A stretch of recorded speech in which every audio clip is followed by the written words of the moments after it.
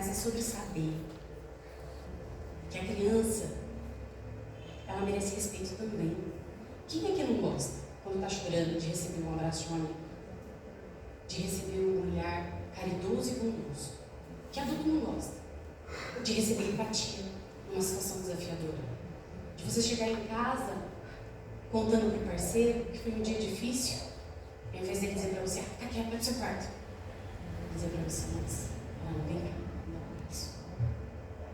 E por que a gente acha que com criança é diferente? Por que a gente acha que com a criança, não pode chorar, para de manhã, cansei. E a gente vai ignorando o que ela sente, e a gente vai ignorando o que ela pensa. Que a Luana trouxe aqui, não sei se vocês perceberam, nos 4 temperamentos.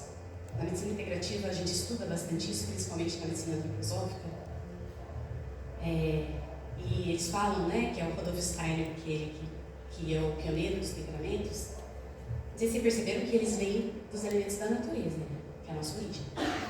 E ele fala que a gente consegue definir melhor um temperamento por volta dos 7 anos de idade. Antes disso, os traços começam já a aparecer, mas com 7 anos de idade é que fica bem mais definido. Eu vejo isso no meu de 7. É bem mais fácil definir qual é o temperamento dele hoje. Mas, Pri, mas se eu não consigo definir o temperamento, então como é que eu vou lidar? Qual foi a receita básica que ela passou para todos? Amor. Que vocês amam, que cada um de vocês ama os filhos, ninguém aqui tem dúvida. Não tem dúvida. Do tamanho do amor de um pai e de uma mãe. Do que a gente faria pelo filho. Só que será que a forma como a gente manifesta, a forma como a gente conversa, a forma como a gente olha para essa criança, será que ela se sente amada? Que a gente ama, a gente não tem dúvida. Mas será que ela se sente amada? Tem pessoas que falam para mim assim, eu bato porque eu amo. Eu bato por amor. Tem um vídeo que é bem chocante na internet, exatamente sobre isso. Um presidiário, ele matou a esposa e a filha com um cabo de aço, bateu até matar. E no vídeo ele fala que desde os 2 anos de idade ele apanhava do padrasto da mesma forma. O padrasto dizia, eu bato porque eu te amo. E ele dizia, eu batia para minha esposa e minha filha porque eu queria demonstrar amor. Foi a única forma de amor que eu conheci. Eu não conheci outra. Porque amor para ele foi isso. Qual é o tipo de amor que a sua criança conhece dentro de casa? Escuta, olhar atento. Deixa eu deixar o celular aqui de lado para ouvir você. Atenção. Ou grito. Palmada. Castigo. Vai pro seu quarto. Eu sei que é muito difícil, né? As pessoas dizem isso. Pri, é muito mais fácil você falar, mas eu vivo isso na prática. E não é hoje ouvindo, amanhã fazendo diferente. É um pouquinho de cada vez. É um grãozinho de cada vez. É muito, muito de conhecer a própria história, de entender que a gente, de forma muito automática, o nosso cérebro ele vai repetir aquilo que a gente recebeu. Se eu, quando criança, jogava uma comida no chão, recebia um grito, porque naquela época, né, era a forma automática como meu pai reagia, meu cérebro entendeu, opa, jogar comida no chão é ameaça, medo, e ele armazena aqui. A gente chama de memória intrínseca. É uma parte do cérebro que você não vai se recordar depois, que você não tem acesso mais. Por quê? Isso é muito interessante se a gente for pensar, se a gente estiver numa floresta fugindo de um urso, você não vai ficar pensando, tendo memória, pensando se você vai fugir para a direita ou para a esquerda, você só vai fugir, você só vai reagir. Então por isso que a gente não fica tendo acesso a essas memórias. Se foi um perigo, é melhor seu corpo já armazenar, que na próxima vez que isso acontecer, se defende, porque foi perigoso. Então é uma forma de sobrevivência. A gente vem para sobreviver, a gente vem programado. Nosso cérebro, nosso corpo inteirinho vem programado para sobreviver. Porque a gente vivia realmente na floresta, né? Só que quando a sua criança joga lá uma comida no chão, você joga essa comida! A criança assusta, chama, e aí vai. Quando ela tiver uma criança, e vai se repetindo, e vai se repetindo. Então, muitas vezes é importante a gente entender, poxa, o que será que eu eu tive lá atrás? O que será que eu recebi? Será que eu recebi um olhar atento? Será que eu recebi realmente um olhar de empatia, entendendo que 1 ano e meio, 2 anos, a criança joga tudo no chão quando está comendo? Não é verdade? Joga tudo. Mas fala, de novo, tem que catar essa colher. De novo. É fácil, o desenvolvimento é importante. É pela repetição que o cérebro aprende. E ela está entendendo, opa, eu jogo no chão, suja. Se ela não explorar, se ela não fizer, se ela não for ali fuçar, se ela não for ali pegar, e se for um sanguíneo, ele vai fazer mais ainda. Ela não vai aprender sobre como o mundo funciona. E é aí que a gente está errando. Que a gente acaba de uma forma muito automática repetindo, e essa criança vai ter medo de tentar de novo. Ela vai ter medo de explorar o mundo. E isso vai impedindo ela de ter esse desenvolvimento saudável. Pode passar. Então, o trauma ele não é aquilo que acontece com a gente. Ele não é aquilo que você vivencia. Ele não é o grito que você dá em casa. Ele é a solidão. Ele é o abandono. É você viver uma situação muito difícil e não se sentir acolhido. E principalmente isso da criança, vai acontecer com a criança. Porque o cérebro da criança, que ainda está desenvolvendo, pode passar. Mais pra frente eu vou falar um pouquinho sobre a experiência de criança. O cérebro da criança que ainda está desenvolvendo, ele não tem algumas partes. Isso é até curioso, né? Porque na faculdade de medicina e residência de pediatria também não se falava sobre isso. Os estudos sobre cérebro infantil começaram há 10 anos, quando os exames de imagem começaram a surgir, né? Ressonância, tomografia, e poder fazer esses exames com o paciente acordado, pensando. Então foi isso que fez, né? Os estudos eles se desenvolveram nesse sentido. Então começou a entender melhor que a criança não nasce com o cérebro pronto. Ela não nasce com o cérebro igual de um adulto. Então ela nasce com o cérebro reptiliano, que a gente fala, que fica aqui na base, que é esse cérebro da defesa, da luta, do sentir medo. Pode até perceber que a criança chora, né? Ela já nasce chorando, o medo é a primeira emoção que ela sente. Depois, ali com 2 anos, a outra emoção é a raiva, e é nítido perceber uma criança de 2 anos a raiva, né? Ela começa a ter as explosões emocionais. Então ela já nasce com o cérebro emocional e o cérebro da defesa. O cérebro reptiliano é o primitivo, é o que controla o nosso batimento do coração, é o que controla a nossa respiração, o nosso intestino. A gente não precisa ficar pensando, bate agora o coração, intestino, aumenta a motilidade agora. Não, ele é da sobrevivência.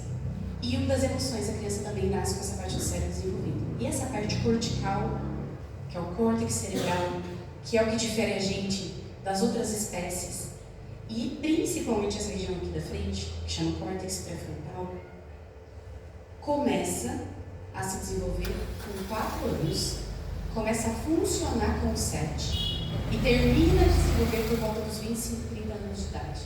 E o que essa região aqui faz? Planejamento, inibição, centro inibitório. Eu não vou fazer isso porque é errado. Eu não vou fazer isso porque não pode fazer errado, eu jogar esse copo de água no chão. Esse medo que eu estou passando aqui, não, é só porque a rotina está batendo na janela. Então ela consegue planejar, ela consegue entender, ela consegue inibir e ela consegue ter empatia de emprestar um brinquedo para o amiguinho quando ele pede. 4 anos começa a desenvolver. 7 anos começa a funcionar, principalmente o inibitório, o controle das emoções. E a gente exige isso da criança muitas vezes de 2 anos. Para de chorar, esse tamanho. Respira, se acalma sozinha. Ela não vai conseguir. E não é porque ela não quer, é porque o cérebro não está ainda funcionando. E o que ela precisa? De um adulto que tem essa parte aqui funcionando. Pensando, poxa, ela é só uma criança. Se essa parte do cérebro não está funcionando, deixa eu dar um abraço, né? Deixa eu ajudar ela a se acalmar. Deixa eu mostrar para ela que isso aqui não é ameaçador, que isso aqui não é um perigo. Então, deixa eu ajudar essa criança. E aí ela vai aprendendo através da observação. Nossos filhos são 80% do que eles observam a gente fazer. É um peso muito grande. Se o seu filho te observa fazendo uma oração, mais velho ele vai fazer. Se ele te observa respirando e se acalmando, mais para frente, quando ele tiver capacidade cerebral, ele vai fazer. Então é muito importante a gente falar isso, que a criança, ela é 80% do que ela observa no meio. Então se eu vejo ali, diante de uma situação de raiva, a minha mãe e o meu pai quebrando tudo, gritando, se eu tiver 2 anos, eu já estou na situação de raiva, eu estou repetindo aquele padrão, porque desde bebezinho eu estou enxergando, eu estou vendo. Então a criança, ela é uma esponjinha, né? E se ela observa o contrário, minha mãe está com raiva, minha mãe está lá, estou aqui respirando, já vou conseguir. Porque não é fácil. Quando você vê a criança se jogando no chão, você fala, já vem aqueles pensamentos, é mãe, está querendo me manipular. Falaram que se eu pegar ali vai ficar mimado. Já vem aquele tanto de pensamento de pessoas que repetem aquilo que recebeu, ninguém nunca questionou. E aí você fala, e agora, o que eu faço? E você começa a ficar com mais raiva ainda, e a criança continua chorando, e daqui a pouco você, explode igual um vulcão. E aí já foi. E quando você consegue se acalmar, e respirar e calar essas vozes internas, se acalma na frente da criança, e ela está ali chorando, mas ela está observando todo o seu movimento. Ela também vai espelhar o funcionamento dessa parte do cérebro. Se a gente grita, se a gente bate, se a gente coloca de castigo, se a gente ameaça, ela vai se sentir segura para pensar ou ela vai sentir medo? Medo. E o medo não é o córtex, precisa desenvolver. Então, para que novas conexões possam ganhar o cérebro, principalmente nessa área tão importante, que hoje está tão em falta, que chama empatia, né? Ela precisa sentir isso vindo de outro adulto. Então, é muito importante a gente entender sobre o desenvolvimento do cérebro da criança. Porque hoje a gente exige da criança algo que ela não pode. Como se ela fosse um mini adulto. Com 4 anos ela não pudesse manifestar uma frustração. Tá tudo bem ela chorar. Tá tudo bem ela sentir medo. Tá tudo bem ela querer o brinquedo na loja. Desculpa, filho, hoje não dá. Ela vai chorar. Ela vai ficar brava. E qual é o nosso papel? Gritar com essa criança e falar, nunca mais eu te trago. Vou dizer para ela, filho, eu entendo. É difícil, né? Às vezes eu também quero comprar as coisas e não posso. Vem cá, dá um abraço. Esses dias meu filho de 7 anos saiu chorando da escola. Ele terminou um ano letivo com a professora, que lá termina em maio, e ele entrou chorando. Chorando, e ele é muito intenso. Quando ele chora, quando ele ri, 880. E aí ele entrou chorando dentro do carro, e eu falei para ele, nossa filha, é difícil, né? A gente gosta da professora, e agora terminou o ano. E ele continuou chorando. E eu falei, quer um abraço da mamãe? Vem cá. E ele já vem hoje. Antes ele não vinha para mim, porque eu era a mãe que punia quando ele chorava. Hoje, depois de anos trabalhando com a educação respeitosa, quando ele chora, ele vem para o meu colo. Ele sente que ali é o porto seguro. Então ele chora, ele vem, e aí ele chorou, depois ele melhorou, sentou no banco de trás, começou a chorar de novo.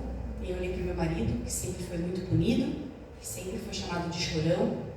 Olhei para ele e falei assim, é tão bom, né? A gente poder expressar aquilo que a gente sente, sem ser julgado, sem ser punido, sem ser ameaçado. Ele olhou para mim, com certeza. Eu gostaria muito de ter tido esse espaço. Quem não? Quem não gostaria de ter tido esse espaço? De poder sentir. Porque quem não sente, não é humano. E a gente vê pessoas frias hoje. Pessoas que parecem que não têm coração. Né? Que você fala, parece que ela não está sentindo. Mas o que aconteceu na infância? Será que ela podia sentir? Será que ela podia ter emoções? Porque não é sobre não sentir raiva. É sobre você não bater em alguém quando você sente raiva. Mas você pode sentir raiva, tá tudo bem você sentir raiva. O que você faz com a raiva? Deixa eu pegar um copo de raiva. Deixa eu me abraçar. Deixa eu pegar uma almofada aqui, apertar essa almofada. Pegar uma música alta, cantar e pular, colocar esse cortisol para fora. Passou. Né? Então a gente vai ensinando a criança à medida que a gente também vai fazendo. Quantos de nós, e agora eu falo isso por mim, eu não chorava. Porque quando eu era pequena, e por isso eu tinha tanta dificuldade de acolher o choro do meu mais velho, isso veio da minha história. Se eu chorasse, eu apanhava mais. Se continuar chorando, você vai apanhar mais. E por muito tempo da minha vida, eu passei sem chorar. E conhecer isso e me libertar disso foi poder dar essa liberdade para os meus filhos. Eu posso ficar triste, eu posso sentir, senão eu não sou humana. Se eu não sentir a tristeza, eu não vou sentir o amor. Se eu não sentir o amor, eu não vou sentir a alegria de viver o que pulsa por dentro, porque nós somos emoções. O ser humano é pura emoção. E no mesmo dia você vai ver todas as emoções. O amor, a raiva, a tristeza, a alegria. Quem é que não vive? Que a gente possa se permitir chorar, se permitir ter raiva, poder expressar e dizer, eu estou com raiva. Vou beber uma água e me acalmar. Para que eles se sintam humanos também. Porque se eu fico pondo isso para dentro, sinto raiva. Deixa eu engolir aqui minha raiva. Sinto tristeza. Deixa eu engolir minha tristeza. Não posso pôr para fora. Isso vai ficando aqui dentro.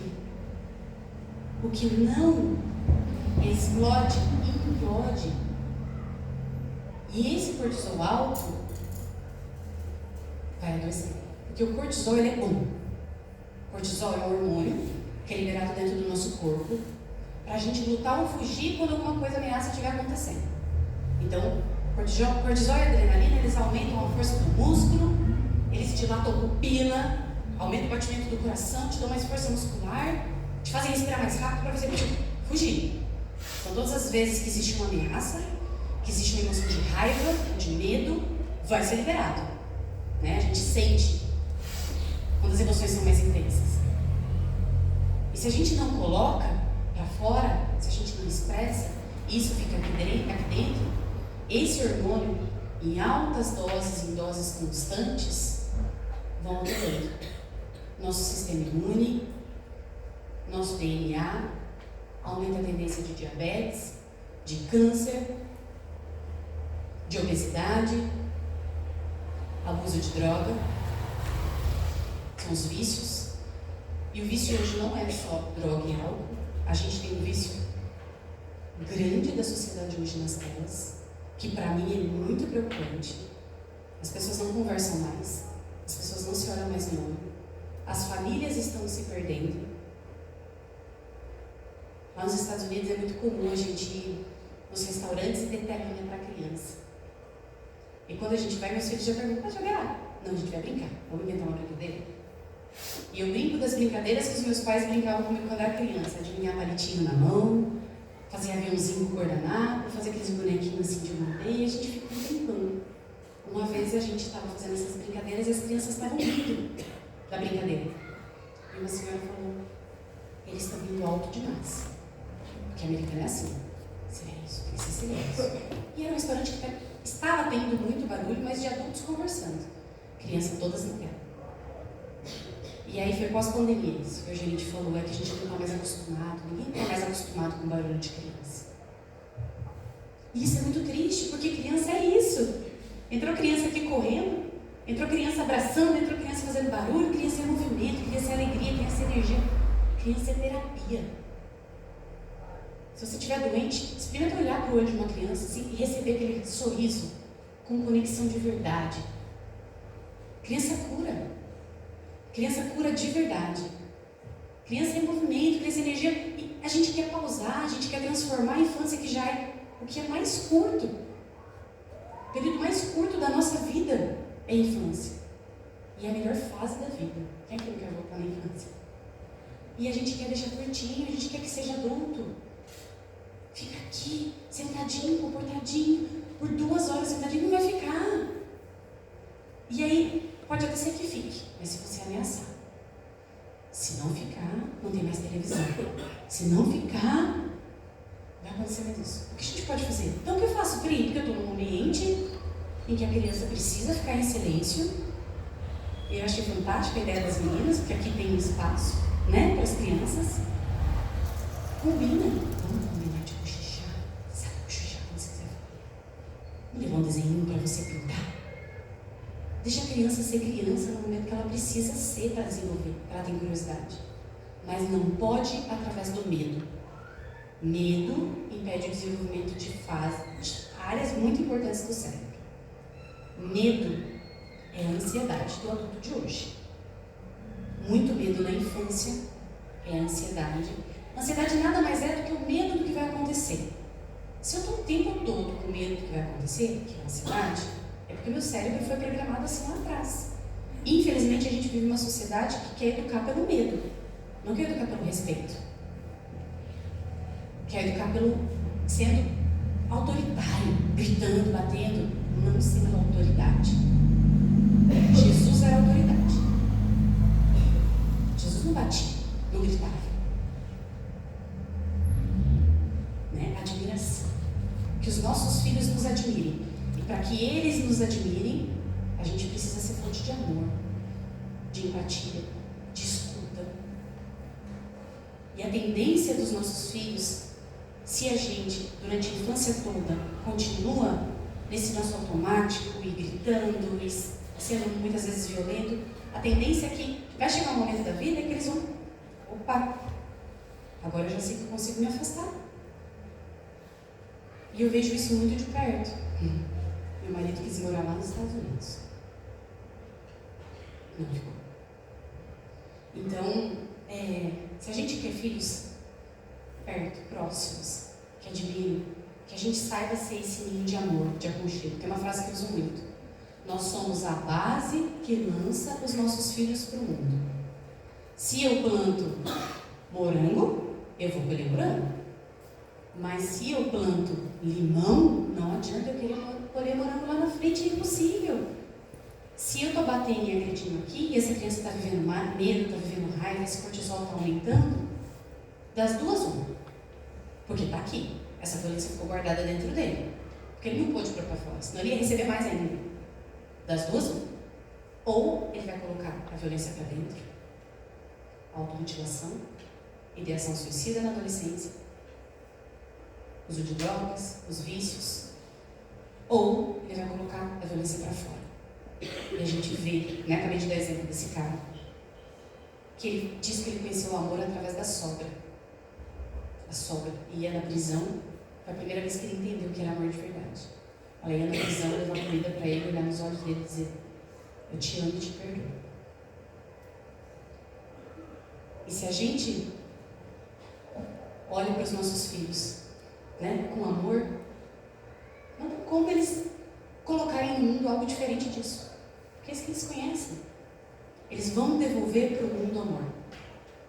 As experiências adversas da infância, nada mais é do que isso que a Luana estava falando. Eu achei muito interessante ela trazer. Foi um dos maiores estudos que teve. O Felice, quando ele fez o estudo, ele estudava sobre... Ele tem uma clínica de obesidade e ele chegou à conclusão que chegava a um determinado período, as mulheres não conseguiam emagrecer mais. Elas voltavam a ganhar peso. Poxa, tinha perdido 15, 20 quilos, voltava a ganhar peso. O que está acontecendo? E aí, uma delas tinha sofrido abuso sexual. Ele falou, poxa, então teve um aumento de cortisol aqui, né? Esse cérebro assimilou que um corpo bonito podia ser abusado de novo, então sabotava a dieta dela. Então, automaticamente ela acordava de madrugada e ia na geladeira. Né? Fica aqui, é defesa. Nosso corpo guarda essas defesas. Ela viu, ele foi atrás de outros casos de sucesso, de tratamento, de dieta, abuso sexual. Abuso sexual. Abuso. Poxa, a infância então, cara, justifica muito. Deixa eu ampliar esse estudo. E aí ele ampliou para as experiências adversas na infância, que são 3 tipos e 10 situações que ele estudou. E quais doenças impactou. Então ele fez um estudo com mais de 15 mil pessoas. E esse estudo ele já foi repetido em vários lugares do mundo e todos os outros estudos confirmaram o que ele trouxe. E nesse estudo ele estudou adultos de 25 anos até os 50 anos de idade, de 25 anos para cima, as doenças que eles tinham e qual era a pontuação de experiência adversa na infância. Se tinha sofrido abuso, se tinha sofrido violência, o que tinha acontecido. Então isso foi o estudo dele. E nesse estudo ele pôde concluir que a gente tem 3 tipos de estresse que a gente pode vivenciar na vida.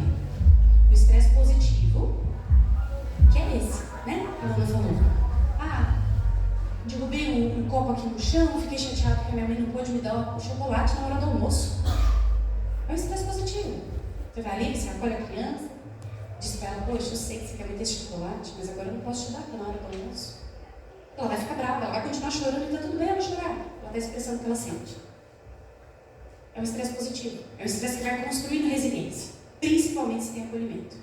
Esse cérebro vai fazendo aquele caminho que eu falei, vai entender e não usar áreas do cérebro importantes. Ou eu vivo situação difícil, mas depois fica tudo bem. Eu vivo situação difícil, mas depois fica tudo bem. E o que é resiliência? Você está numa situação difícil e você conseguir ficar bem. Então, várias vezes, fazendo esse caminho, esse cérebro vai ganhando essa memória. E lá, na idade adulta, quando ele tiver uma situação difícil, ele não vai entrar numa depressão, ele não vai querer se jogar da ponte, não vai achar que é o fim do mundo. Ele vai saber expressar o que sente, ficar triste, mas flutuar na emoção de uma forma saudável. Né? E o estresse tolerável, que é uma situação mais séria, a perda de um parente querido, por exemplo, um acidente de carro, com acolhimento, ainda é tolerável. Não faz mal. Não faz mal para a criança. E o estresse negativo. O estresse negativo é passar por uma situação sozinho, uma situação difícil sozinho. Eu não consigo lidar com uma situação e passo por ela sozinho. Hoje essa pesquisa já está ampliada. Falta de acolhimento. Se uma criança é deixada sozinha, sem acolhimento, que ela não tem a capacidade de regular essa emoção sozinha, que ela não desenvolveu a parte do cérebro que faz isso, esse cortisol fica ali, nesse corpinho. Então, hoje, a gente já sabe que o estresse negativo também vem da falta de acolhimento. Hoje as pesquisas têm aumentado muito em relação ao estilo parental. Se essa criança está numa educação mais rígida, se a criança está numa educação em que os pais só punem, ameaçam, chantageiam, gritam, a chance de ter alta pontuação e experiências adversas na infância também é grande. Tem muito estudo. Se alguém aqui gostar, é que eu gosto, por isso que eu falo. Pode entrar na minha página depois, me pedir, eu mando. Lá no meu link tem várias pesquisas que eu traduzo dos maiores hospitais do mundo, de Harvard. Eu vou traduzindo e jogando lá. Porque às vezes as pessoas duvidam do que eu falo. Eu sou humana, né? E aí eu falo, vai lá, vê a pesquisa, estuda. Poxa, você estudou para passar na melhor faculdade. Você estudou para comprar, a gente estuda para comprar carro. Pesquisa, será que esse carro aqui é melhor? Ou esse, mas ninguém estuda para ter filho.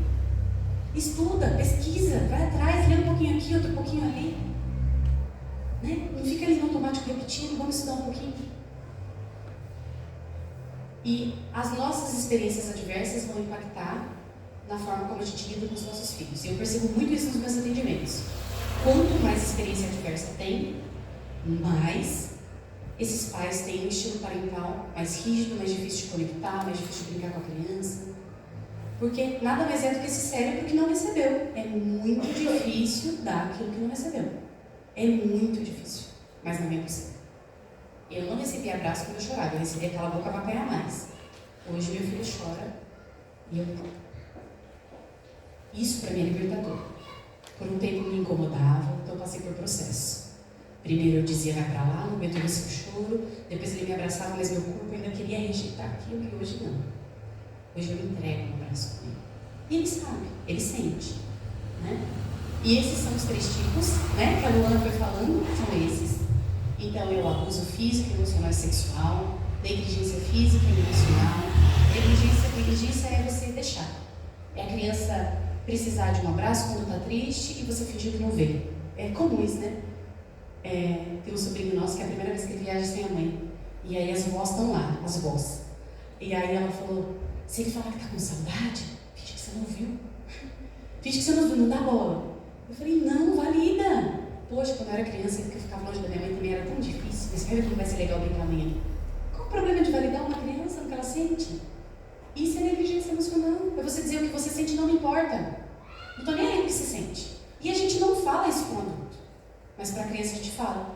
E depois essa criança cresce um adulto achando que o que ela sente não importa. Não importa o que eu sinto. Ninguém se preocupa mesmo.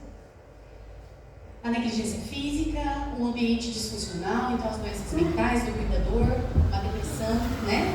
E a depressão é muito nítida a gente entender, porque uma mãe ou um pai deprimidos, é impossível eles responderem emocionalmente a essa criança quando ela precisa. É difícil até essa mãe de enxergar e de ver o que essa criança está precisando. Então, por isso é muito importante o tratamento, o autoconhecimento, entender o que está acontecendo, de onde vem essa depressão. Será que essa depressão também não está refletindo algo que aconteceu lá atrás? Né? Abuso de substâncias na família, a violência materna, um adulto, né? Um parceiro que agride a mãe, o divórcio e o encarceramento. O divórcio aqui é muito importante dizer que depende da forma como essa criança é acolhida, né? Porque tem muito divórcio, infelizmente, que eles colocam a criança ali no meio, né? Vai lá, fala com seu pai, faz isso, ou usa a criança de chantagem. Então, se existe acolhimento, e a gente falou isso ali, né? Do estresse positivo, o estresse positivo. Porque às vezes as pessoas acham, pode passar, porque às vezes as pessoas acham que, nossa, se eu ficar acolhendo essa criança, se eu ficar aqui acolhendo, ou tudo vai virar trauma, nossa, eu falo, não, esses dias eu recebi mensagem de uma mãe, isso me preocupou muito, 9 meses o bebê tem, e ela falou, doutora, eu estou com medo de traumatizar, meu filho chora, e aí eu tenho que correr e abraçar ele, mas eu não estou conseguindo nem fazer comida, porque eu não consigo deixar ele aqui chorando, porque eu tenho medo de traumatizar. Eu falei, poxa, mas trauma não é o choro, criança chora, você não quer a criança que chora, compra um tapete, não vale, né? Mas criança chora, compra um bonequinho, o boneco não chora, né? E eu falei pra ela, não é isso que traumatiza. Tá tudo bem se o filho chorar, tá tudo bem a criança chorar porque ela quer alguma coisa, tá tudo bem a criança chorar porque ela ficou chateada, tá tudo bem o bebê chorar de 9 meses porque ele quer o seu colo, vai lá, brinca um pouquinho, dá o colo e fala, agora mamãe, brinca aqui com a panela aqui no meu pé, porque eu preciso fazer almoço. Não é isso, então a gente tem que tomar muito cuidado com essa ideia errada de que a gente vai traumatizar a criança por qualquer coisa. A gente traumatiza quando a gente abandona. E também agora, então, peraí, agora eu vou sair daqui batendo, gritando, mas depois eu vou lá e vou acolher. Não. Porque receber violência de quem a gente ama é muito triste. A gente cresce achando que isso é amor. Então, a gente precisa moderar, entender. Vou dizer não. Esse não aqui é para o bem-estar físico dessa criança, emocional dessa criança. Porque às vezes a gente diz não no automático, né? Cresceu num ambiente que só ouviu não, você estava falando não. Depois você pensa, poxa, o que tem essa criança abrir essa gaveta e tirar as tampas todas? Depois a gente brinca de guardar todas as tampas. Então às vezes a gente está muito nesse automático, nessa correria, e a criança ouve não, não, não. Eu tenho muitos pais que falam que a criança tem o transtorno opositor desafiador, que é a criança que diz não para tudo. Quando eu vou investigar a história, são pais que ouviram muito não, que dizem muito não. Mais uma vez, a gente planta limão e quer colher morango, não vai ser diferente. Então, se a criança está se opondo muito, peraí, será que ela está tendo um espaço? Ou será que eu estou dizendo muito não de forma automática? Ela está que se opondo a tudo o tempo todo? Ou será que a forma como eu estou falando, me comunicando, me conectando? Filha, vai tomar banho. É muito diferente você chegar na criança e dizer assim, filho, está na hora do banho, né? Olho no olho, interação, contato. A gente está perdendo. Está perdendo. Rede social. Está afastando a gente do contato humano. Uma hora a criança está na tela, porque o adulto é muito fácil, gente. Ela fica ali quietinha. Fica ali, ó, clipão. Sai da tela, vai tomar banho. Já falei. Ela vive 2 extremos. Permissividade, porque isso para mim é permissividade. Você deixar a criança na tela no tempo que ela quer. Fica ali brincando, fica ali jogando, o tempo que ela quiser. Acessa o que ela quer, fica ali. Sai da tela, grito, castigo. Porque quando ela sai da tela, ela vai buscar conexão. Porque conexão com os pais, contato com o ser humano, é necessidade básica, é pertencimento. O ser humano não vive sozinho numa floresta, é isso que o corpo entende, porque a gente vivia lá nesse lugar. Ele precisa se relacionar. Então essa criança vai buscar conexão. Só que a forma de buscar a conexão da criança não vai ser assim, ô mamãe, papai, eu fiquei muito tempo da tela, agora eu tô com saudade. Não! O corpinho dela cheio de cortisol, o que ele vai fazer? Pular no sofá, jogar tudo pra cima, gritar bastante, sair correndo. Como é que é a criança depois que desliga a tela? Tá buscando conexão. E o que a gente faz? Ai, que saco, não aguento você. Vai ficar sem tela, vai ficar não sei o que. Começa ameaça, chantagem, e a gente fica nesse ciclo. A conexão nem consegue acontecer, nem consegue. Esse cortisol nem consegue sair. Vai ficando ali, vai ficando ali. Aqui eu já falei para vocês, né, que é o cérebro da criança, então ali o tronco cerebral, que ele nasce já desenvolvido, o cérebro emocional, que é o número 2, o andar número 1 e o número 2 já nascem bem desenvolvidos, e a parte do córtex, que é o pensamento, o aprendizado e a inibição, que vai desenvolver a partir dos 4 anos e começa a funcionar a partir dos 7. Meu filho tem 7 anos e eu tenho outro de 4. É nítido para ver a diferença. O de 7 eu falo, amor, tá na hora de tomar banho. O de 4 eu falo, filho, para de brincar um pouquinho, vamos lá tomar banho? Correndo. Então é muito nítido você perceber. E tem, claro, a questão do temperamento também que influencia. Mas a gente precisa entender como o cérebro se desenvolve. Porque muita gente acha que o cérebro da criança é igual ao cérebro do adulto. Falei para parar agora. Se a criança tiver 3 anos, não está com o centro de inibição formado, não vai parar. Às vezes, para ela parar, você tem que começar outra brincadeira que ela possa fazer. É muito mais fácil do que você ficar ali, ó, dando murro em ponta de faca e dizendo que criança é desobediente não pode correr aqui. Vamos correr, vamos brincar de desenhar nessa linha ali? Dá outra proposta, ao invés de ficar aqui, não pode, não pode, não pode. Vamos mostrar para essa criança o que ela pode fazer? Nossa, que legal, conectando. Que legal, legal correr, né? Eu também gosto. Que tal se a gente brincar de pular de uma pessoa aqui, ó? Nesse cantinho aqui, ó, que pode. A criança não é fácil. A gente perdeu essa capacidade de comunicação lá atrás. Pode passar. Aqui é o que eu falei para vocês da questão do cortisol. Então, uma criança, quando começa a ter estímulo de ameaça, com grito, com chantagem, com punição, ou com medo de alguma situação, essa linha que está subindo é o cortisol, né? Ela começa a subir, essa criança começa a ficar em luta ou fuga, que a gente chama, e percebe que em laranjinha ali é o acolhimento. Isso aqui foi feito em estudo, né? Colheu o sangue da criança e foi percebendo o que estava acontecendo com esse cortisol dentro do sangue, do corpinho dela. E aí esse cortisol, depois que tem o acolhimento de um adulto, que ela consegue se sentir segura, esse cortisol abaixa. Se ela não tem esse acolhimento, das duas uma. Ou ela permanece em luta ou fuga, que é essa criança irritada, que está sempre brava, que está batendo de frente, que não quer nada, que você pede para parar, ela nunca para. Que a maior parte dos meus atendimentos são crianças assim, são os desafios que a escola muitas vezes comunica e diagnostica, né, com TDAH. E muitas vezes é porque essa criança não está tendo conexão, não está tendo ninguém para dizer para ela, você está segura, pode parar de tentar lutar e fugir, porque está tudo bem. Ou essa criança se dissocia e congela, que a longo prazo é o que a gente chama de depressão. E aí é aquela criança que, vamos brincar? Não. Vamos pular? Não quero. Porque ela lutou tanto que o corpo dela entende que não dá para lutar mais. Se continuar lutando, você está gastando energia demais, você está gastando muito, congela, para de gastar, senão não vai sobreviver. E aí ela dissocia, é o que a gente chama de dissociação. Na vida adulta, é a depressão. É o suicídio. É a ideação suicida. Então, são os vícios. Principalmente o vermelhinho são os vícios. E esses vícios socialmente aceitos também, né? Fuga em tela, fuga no trabalho, trabalho, gosto de trabalhar, trabalho. Poxa, e descansar, e sentar com a criança e brincar. Não gosto, gosto de trabalhar. Então esse cérebro que busca sempre estar fazendo alguma coisa o tempo todo, não consegue estar consigo mesmo, você não consegue estar sozinho com você mesmo, insuportável. Por quê? Esse cérebro, esse corpo já entendeu que ele está sempre acionado na luta, ou na fuga, está sempre em ameaça, pelo tanto de estresse que ele sofreu, que ele começa a usar escapes de regulação. A gente chama escapes de autorregulação, como se fosse uma autorregulação falsa. Então, quando fica ali na tela, dá um prazerzinho para esse cérebro, oba, né? Ficar aqui vendo a vida da pessoa acontecendo, a vida dos outros acontecendo, lê ali uma coisa que gosta, um vídeo que gosta, e libera muito um hormônio que chama dopamina. Esse hormônio que é a dopamina dá uma sensação de bem-estar no corpo. Então, você fica nessas falsas, buscando essas falsas regulações.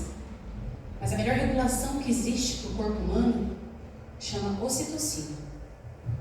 Sabe aquele hormônio do leite? Quando fala, aquele sprayzinho que aplica no nariz para descer a ocitocina, que o bebê recebe. Olha que lindo, né?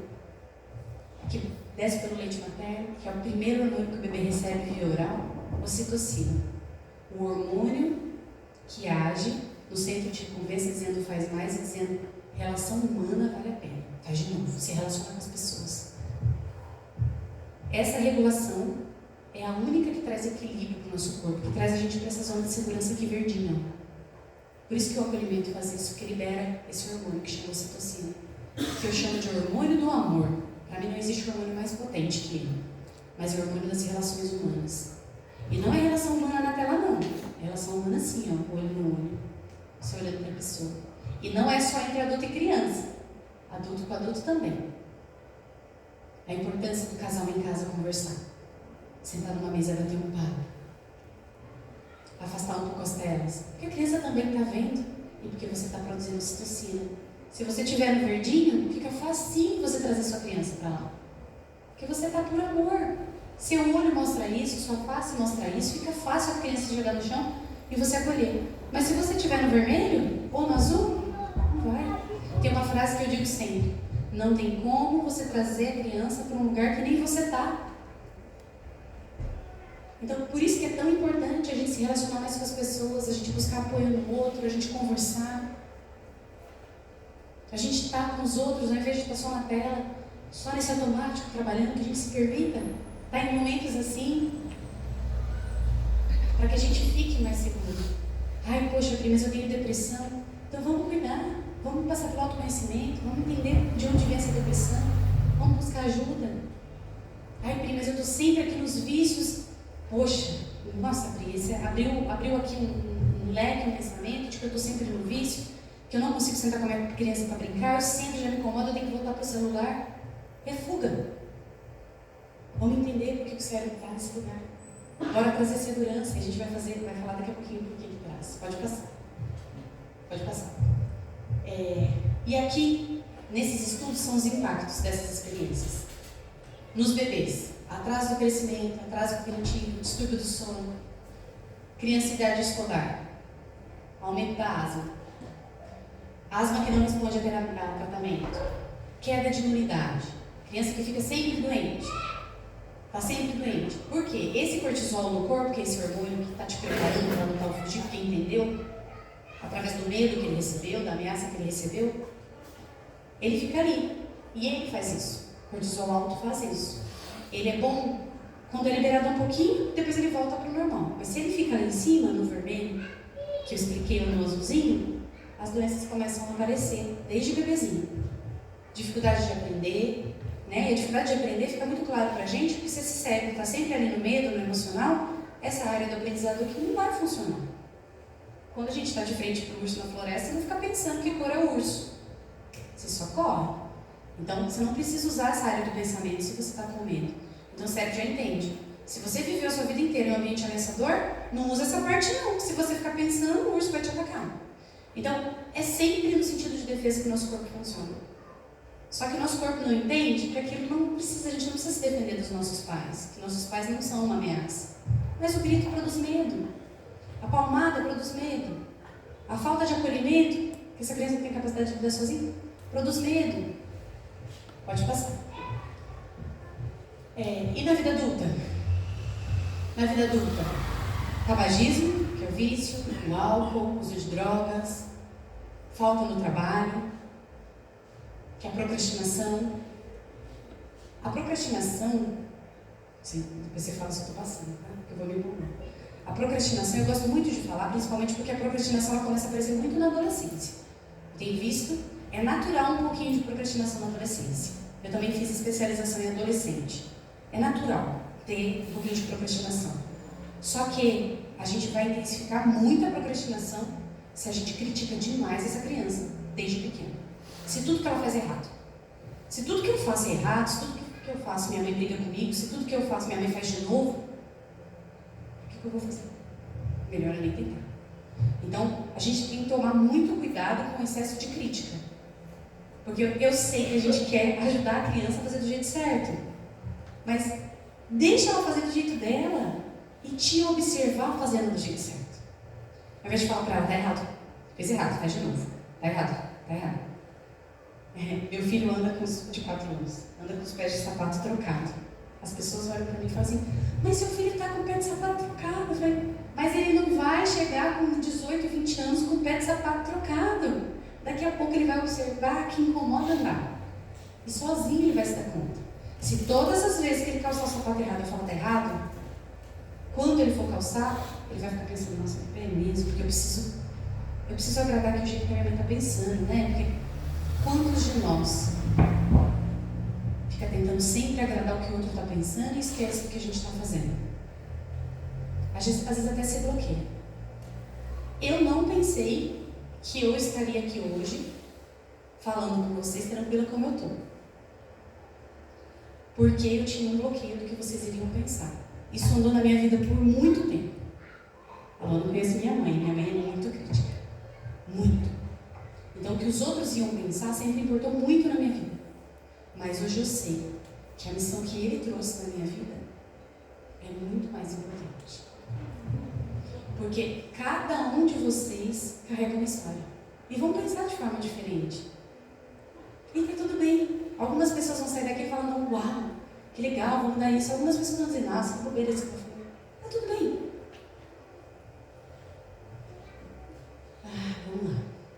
Saúde física e mental. Obesidade. Vocês viram? 3.400 vezes. Quando sofre experiências adversas na infância. Saúde física e mental. Obesidade, a gente já falou o porquê da obesidade. Diabetes, depressão, suicídio. Doença cardiovascular, que é uma das que mais matam no mundo. Câncer, doença pulmonar obstrutiva crônica, que é aquele cansaço. Pessoas que ficam dependentes de oxigênio.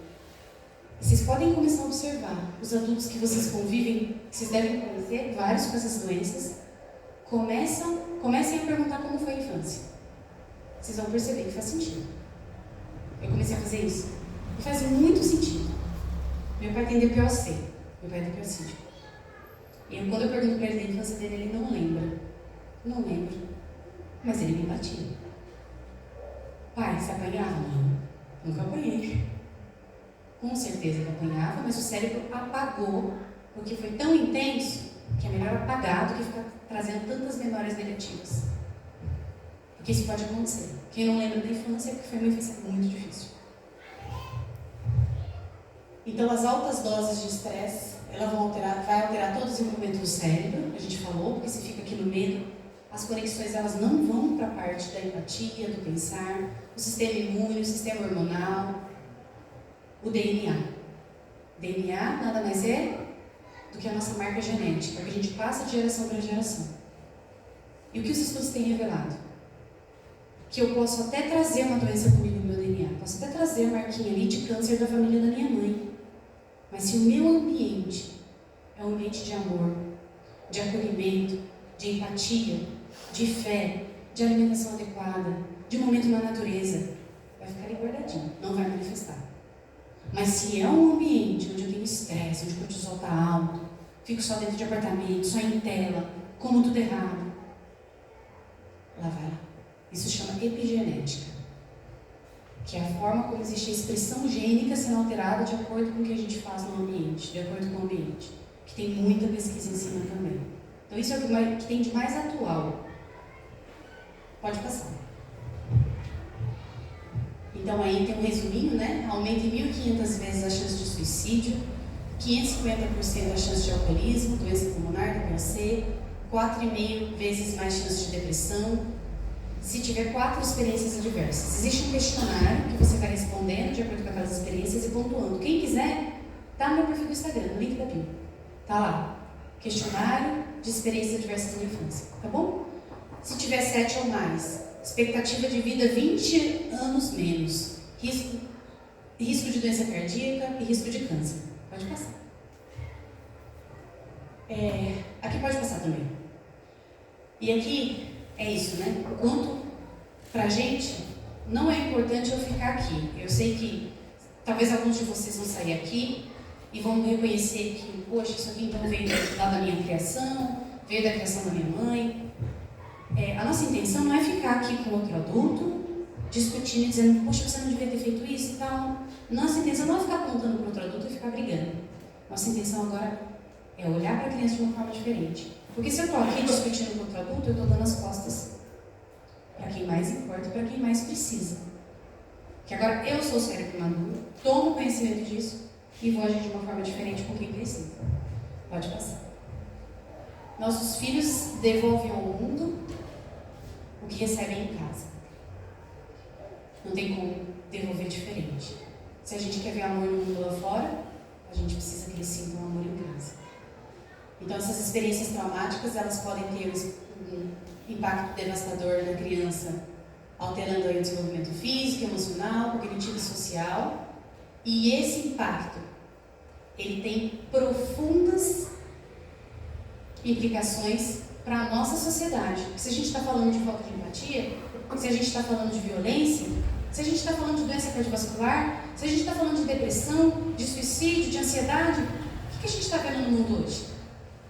Eu tenho pessoas que dizem para mim assim, nossa, Pri, mas essa educação aí, Pri não, né? Pri seria carinhoso. Essa educação que você está falando não faz sentido para esses adolescentes. Estão tudo com depressão, suicídio, vício, o mundo lá fora está terrível. Eu falo, mas Essa educação está começando. São as crianças pequenas agora. O que você está vendo de adolescente? Infelizmente, é a geração que a gente não sabia o que a tela ia fazer. E ficava muito na tela. E quando descobriu o que a tela fazia, eles já estavam lá com 11, 12, 13 anos. Excesso de tela é falta de conexão. Falta de conexão é adoecimento. Se eu não me conecto, eu não descubro, eu não aprendo sobre empatia, eu não aprendo sobre o outro. E era muito esses extremos. A gente vê muito, eu digo que 90% das famílias, até para mais, ainda educam com um padrão antigo por falta de conhecimento. Por falta de conhecimento.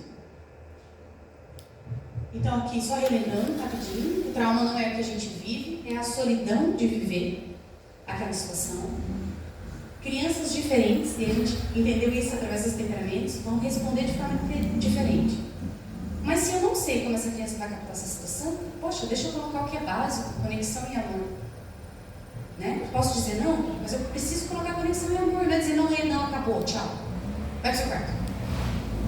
Na ausência de regulação do hormônio, o estresse fica alto, né? Então quando a gente não tem regulação, quando a criança não recebe o acolhimento, esse hormônio do estresse vai ficar alto, porque ela precisa desse adulto ajudando ela a regular esse hormônio.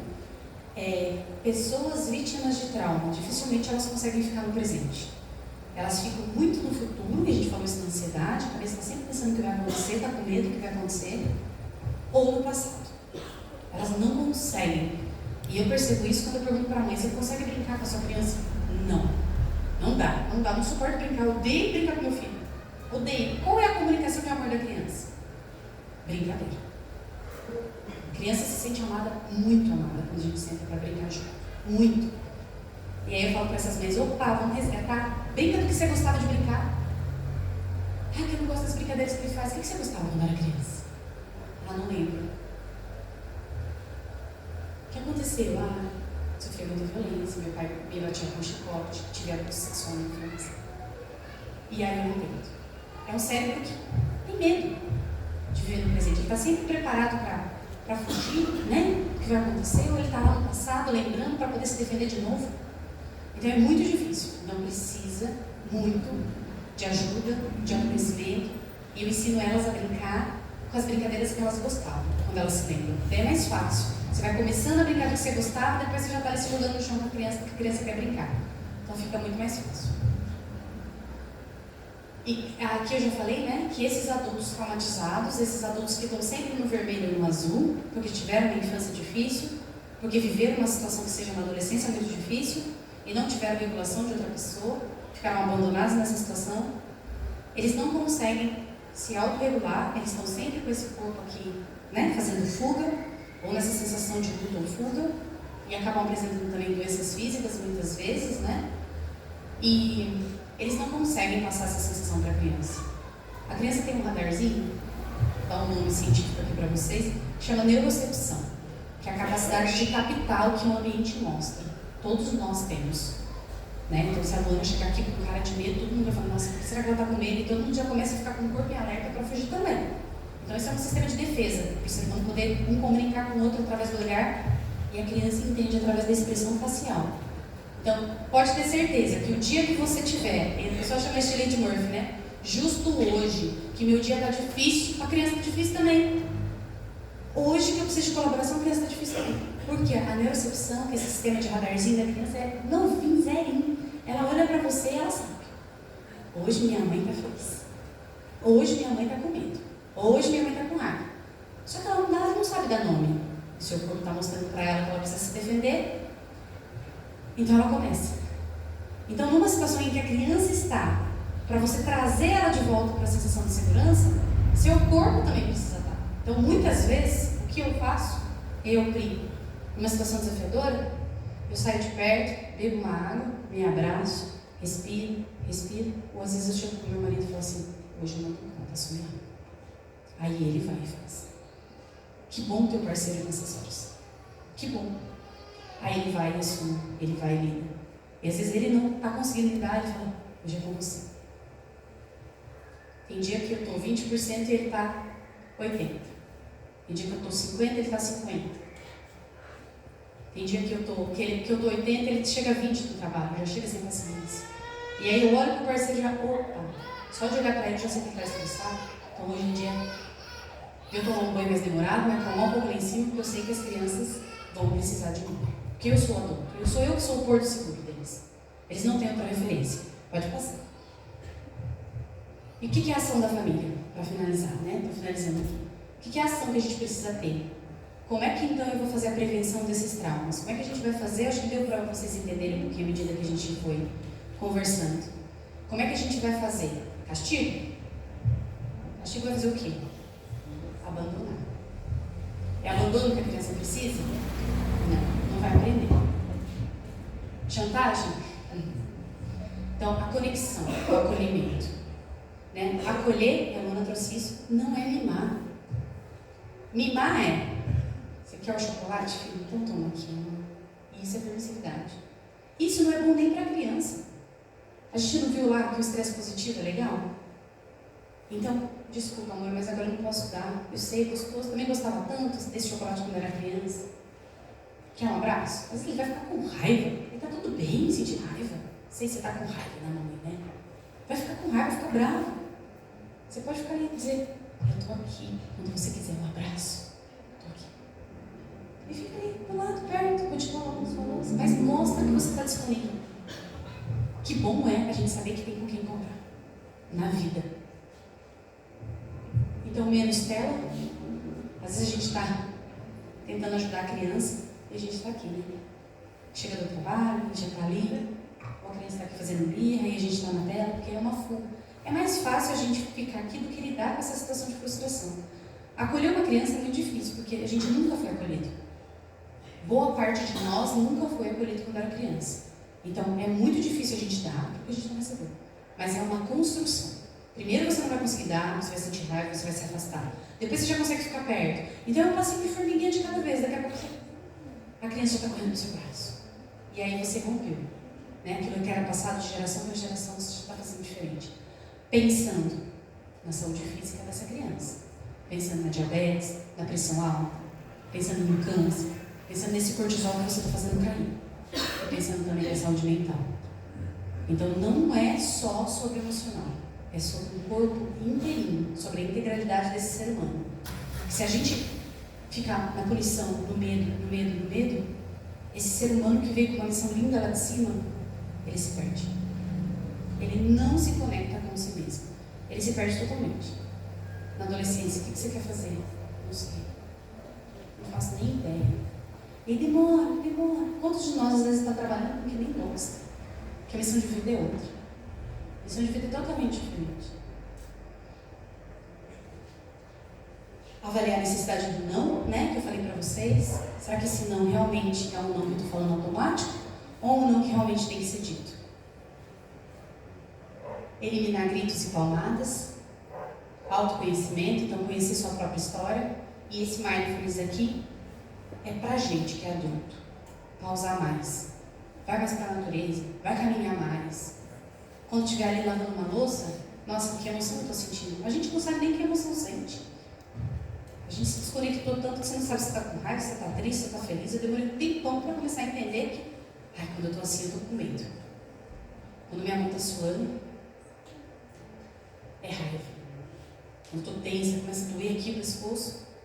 E aí, o que eu faço com isso? Deixa eu correr, deixa eu fazer uma atividade física, deixa eu botar esse cortisol para fora. Porque senão ele vai me adoecer também. Tem muitas mães que acham que quando eu falo tudo isso aqui é para chegar amanhã e não gritar mais. É, mas não é para pôr essa raiva para dentro. Porque se vocês continuarem sentindo raiva, porque é natural engatilhar raiva quando a criança faz algo que você fazia e recebia grito, é natural ter gatilhos, a gente chama isso de gatilhos, com o comportamento da criança. É natural vir a raiva. Só que se você fica guardando, a criança vai guarda e vai lá, vem cá, filho, a gente abraça. Você vai adoecer, porque seu cortisol está subindo. Então você precisa se autorregular. Autorregular não é guardar o que sente. É você ir beber uma água, respirar, se abraçar, pedir um abraço do parceiro. Meu abraço está tão difícil. Filho, eu preciso tomar um banho. Eu preciso tomar um banho, vou fazer uma caminhada, vou correr, vou cantar uma música alta no carro, vou gritar junto com a música, mas deixa eu colocar isso aqui para fora. Porque senão vai ficar esse cortisol e é tudo isso de consequência que a gente falou. também adoece. Então a gente precisa aprender a expressar. E à medida que a gente vai pondo para fora, vai ficando cada vez mais fácil, cada vez mais fácil. E a criança também vai aprendendo, né? Pô, sente raiva, então natural sentir. Como é que ela põe para fora? Pode passar. E aqui, para terminar, se estivermos verdadeiramente conectados com nós mesmos, os nossos filhos terão o que tanto precisam para que os traumas não se estabeleçam. Então, conexão, amor, conexão, pertencimento, empatia, é a chave para que esse cortisol não fique alto, para que essas crianças se sintam verdadeiramente amadas, mas para que a gente faça uma conexão com o outro, eu preciso sentir que eu estou conectado comigo mesmo, que eu não estou fazendo fuga o tempo todo. Então, é importante que a gente saia daqui entendendo que a gente não vai criar filhos sem traumas. E isso é humanamente impossível, mas a gente pode reduzir danos. A gente pode reduzir. Se eu reduzir 5%, 10%, se eu for reduzindo cada vez mais um pouquinho, né, com muita paciência, muito carinho, muita atenção, tudo isso muda. E quem sabe a gente muda o mundo lá fora. Quem aqui não quer? E eu queria terminar essa palestra com uma proposta para vocês de dar um abraço nas pessoas que estão ao seu lado.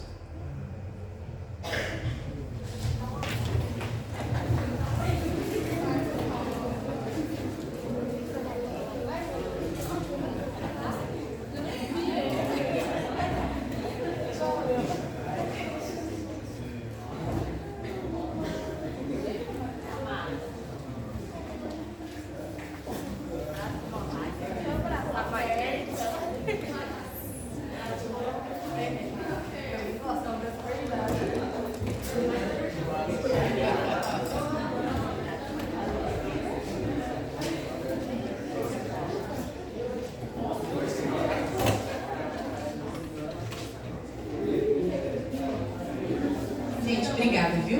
Obrigada de coração. Espero que vocês, sigam se abraçando.